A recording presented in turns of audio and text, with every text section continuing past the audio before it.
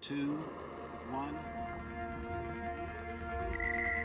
The most interesting things in life are attacking really big, challenging problems, and you have no guarantee that you can meet those challenges.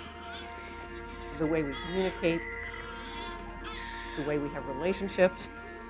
Science is actually the language that can tell us as human beings how we fit into the system. There's something amazing about science.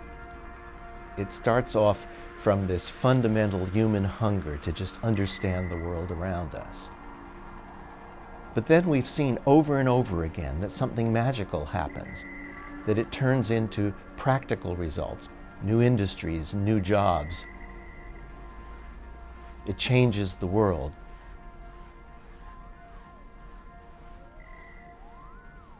"2013 is the worst year NIH has experienced in a very long time. About 700 grants that were poised to be funded because they had scored in the very top echelon simply had to get notices saying, "I'm sorry, we can't pay for this after all," even though in any other year you would have been a shoo-in.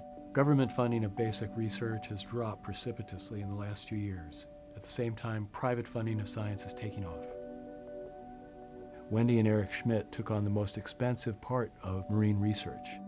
In marine science, often the funding is available, but there's no ship time.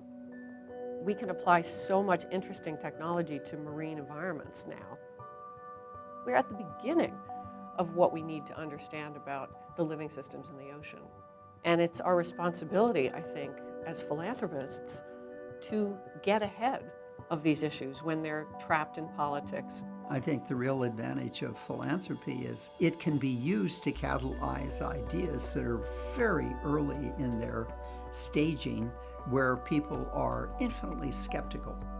When I was developing the automated DNA sequencer back in the early 1980s, I remember putting several major grants into NIH on this, and both of them got among the lowest priority scores I'd ever gotten. What they wanted was to be convinced that the instrument could really be done. And of course, in the beginning, you don't know whether it can be done. I think that when private funds go into research, there are always going to be some controversies. Critics say that one of the biggest problems is that the private money isn't always socially sensitive. Billions of these dollars are going to elite universities or to small number of diseases rather than trying to do the best job for the common good.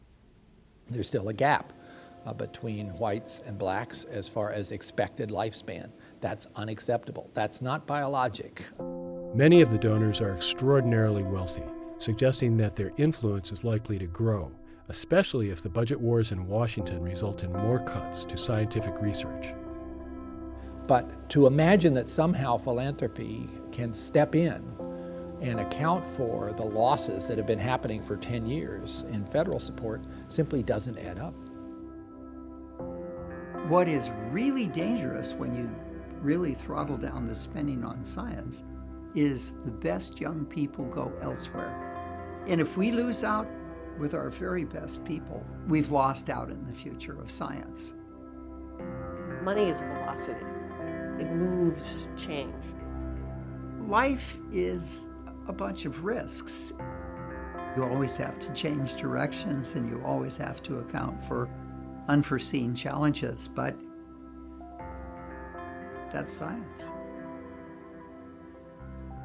That's what it's all about.